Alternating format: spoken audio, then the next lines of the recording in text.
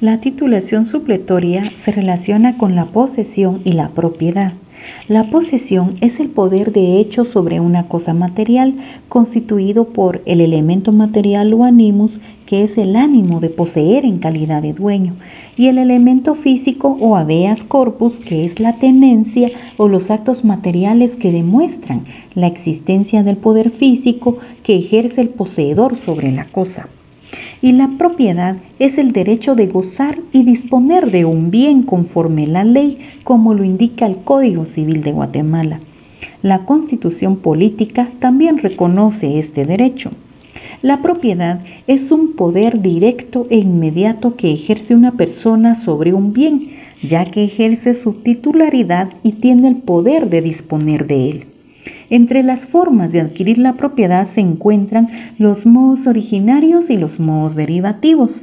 En esta ocasión haremos referencia a los modos originarios, y estos son la ocupación, la accesión, la usucapión, siendo este último un medio de adquirir el dominio mediante la posesión.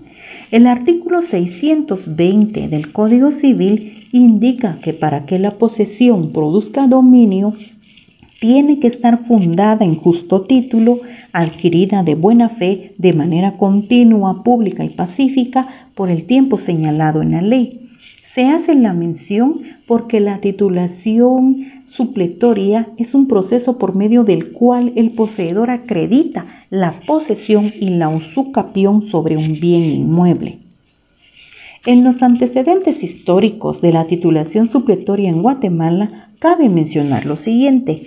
En 1578 se emitió una ley que solicitaba que se restituyeran las tierras de las cuales no se poseía justo título para ser poseídas por los invasores. En 1591 se promulgó la Real Cédula, ordenaba recoger los baldíos indebidamente ocupados. En 1825, después de la independencia, la Asamblea Constituyente emitió la primera ley que obligaba a devolver los fundos baldíos al poder del Estado. En 1829, la Asamblea Legislativa emite otra ley relacionada al tema. En 1835 se emite por la Asamblea Legislativa la Ley Novena. Indicaba que quienes tuvieran terrenos no titulados y que no hubiesen acudido a tramitar sus títulos lo podían hacer. En 1845 se emitió el Decreto Ley 15, que disponía que todo particular que se encuentre en ocupación de terrenos baldíos o adyacentes a su propiedad titulada y que de ellos no tenga el título debía hacer los trámites. Los extranjeros eran excluidos de tal derecho. En 1886, el Código Civil de la época reguló dentro del capítulo 12 lo referente a títulos supletorios. Indicaba los requisitos para la solicitud de legalización del inmueble, así como el trámite por si había oposición.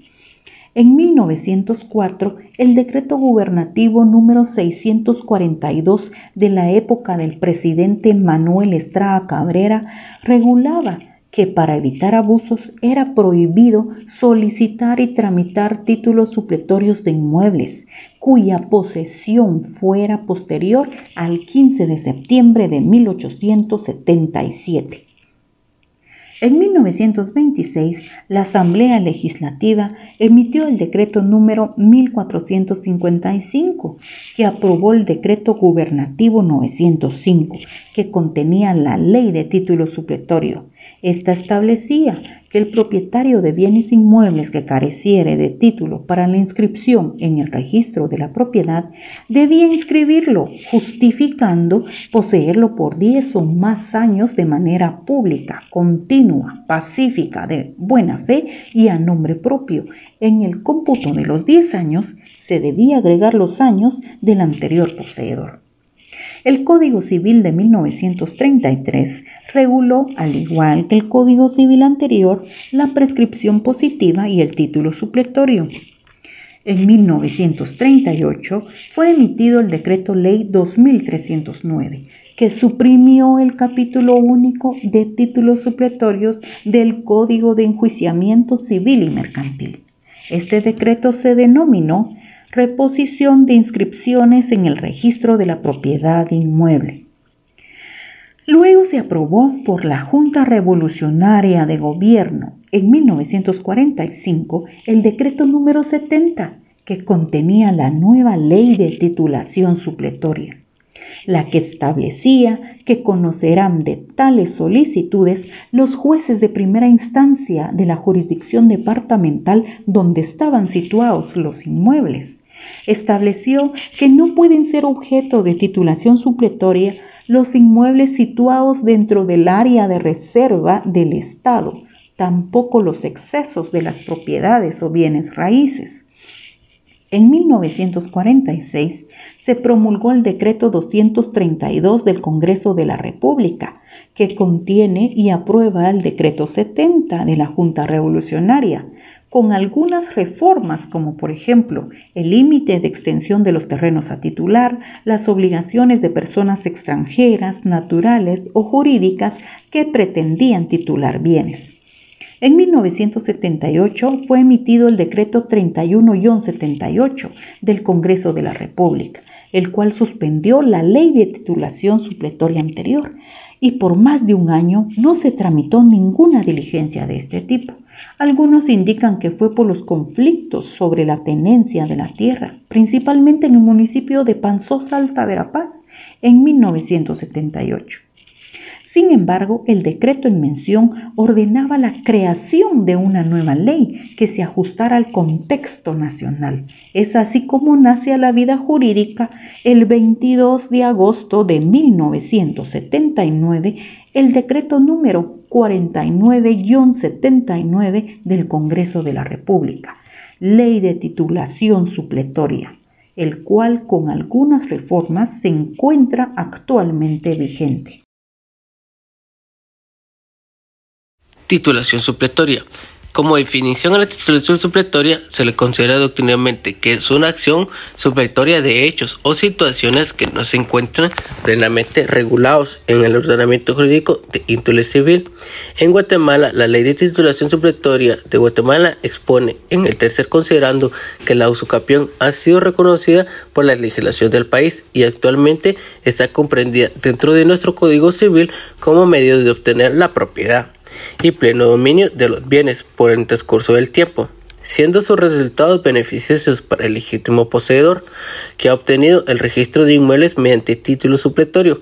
Es conveniente para la seguridad jurídica, la tenencia de tierra, darle forma a un ordenamiento legal que haga operante esta inscripción. También podemos decir que ese procedimiento mediante el cual los poseedores legítimos de tierras carecen de inscripción en el Registro General de la Propiedad en Guatemala, llenando requisitos exigidos en el ordenamiento civil sustantivo para la posesión y los específicos de la Ley de Titulación Supletoria, a través del auto que aprueba el procedimiento de titulación supletoria, obteniendo título supletorio, el cual sirve para inscribir el Registro General de la Propiedad el derecho de posesión sobre el inmueble poseído. Al hacer referencia al auto, queremos decir que se refiere al título supletorio a que hace referencia el artículo 11 en su literal D de la Ley de Titulación Supletoria, que indica que se ordena que se extienda certificado del auto aprobatorio para que sirva el título inscribible en el Registro General de la Propiedad. Si hablamos sobre la clasificación de la titulación, la principal clasificación de la titulación supletoria es la que se divide en titulación ordinaria y titulación supletoria. Si hablamos de la titulación ordinaria, es el documento o serie de documentos en que se funda la propiedad inscrita o inscribible en el registro u otro derecho real. Los documentos han de ser públicos y específicamente notariales. Para servir de titulación ordinaria puede serlo un testamento, ya que protocolizado al que acompañe la correspondiente escritura. A diferencia de la titulación supletoria, la ordinaria comprueba y justifica el acto de que se trate, sea de constitución, modificación, transmisión o extinción de la propiedad o de derechos reales, y casi siempre de manera bilateral, por constar el consentimiento adquiriente y transmisor del que todos los interesados o voluntad bastante en los actos unilaterales. Cabe destacar que en la legislación guatemalteca únicamente hay dos formas de inscribir los derechos posesorios en el registro respectivo, y es que es a través de la Ley de Titulación Supletoria por medio del decreto 141-85. Esta es emitida en consejos de ministros relacionados a entidades del Estado. Ahora si hablamos de los elementos, algunos de los elementos de la titulación supletoria son: la titulación supletoria necesariamente tiene que ser declarada por el órgano jurisdiccional. La titulación supletoria procede únicamente sobre pedidos urbanos y rústicos. No puede ser titulada supletoriamente bienes incorpóreos ni tampoco bienes inmuebles. También, si hablamos sobre los efectos, la titulación supletoria surte los efectos, como por ejemplo, es un medio para legalizar la posesión que ejerce sobre un bien inmueble y la inscripción de este auto en el registro de la propiedad, que se convierte en el medio de adquirir la propiedad a través del transcurso del tiempo estipulado en la ley. Y si hablamos sobre los derechos de obtener titulación supletoria, según se desprende de la normativa nacional, todos los guatemaltecos de origen o naturalizados, así como las personas jurídicas civilmente capaces para adquirir cualquier otro título, pueden adquirir la propiedad de bienes inmuebles de usucapión. La persona quien pretenda solicitar la titulación supletoria de un bien inmueble deberá promoverla ante un juez de primera instancia del ramo civil y llenar alguno de los requisitos siguientes, ¿verdad? Que es la posesión legítima. Es aquella que se tiene de conformidad con los requisitos establecidos en la legislación y que la ley reconoce de manera continua. En este caso concreto, la ley establece que debe ser por más de 10 años y que puede agregar los del poseedor anterior, siempre y cuando esta se pueda probar. Bien, está la pública, que es conocida por todos, es decir, que por la posesión sea del conocimiento público, puesto que a la hora de iniciar las diligencias de titulación supletoria, la declaración testimonial de quienes han conocido esa posesión como vecinos y colindantes es importante para las diligencias del proceso, ¿verdad? Son uno de los requisitos que se deben llenar. Ahora, si hablamos del trámite, de acuerdo a la normativa actual vigente, este es un proceso de jurisdicción voluntaria judicial y el procedimiento a realizar es la siguiente, que primero, la solicitud o memorial dirigido al juez de primera instancia del ramo civil, el lugar donde se ubica el inmueble. La solicitud debe llenar los requisitos contemplados en los artículos 61, 106 y 107 del Código Procesal Civil y Mercantil. También la descripción del bien inmueble indicándose el nombre, la dirección. También los nombres y apellidos de los colindantes actuales especificados, los linderos y medidas lineales. También hay que poner los nombres y apellidos de las personas de quienes se adquirió la posesión, fecha y modo de la adquisición, acompañados de los documentos que justifiquen de haberlos tenido tanto tiempo. Y también hay que poner la proposición del experto medidor, que puede ser empírico o profesional colegiado.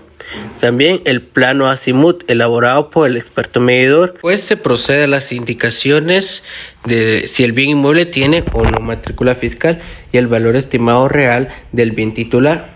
Después de todo eso, llega la proposición de dos testigos que sean vecinos y propietarios de bienes raíces en la jurisdicción municipal donde esté situado el bien inmueble.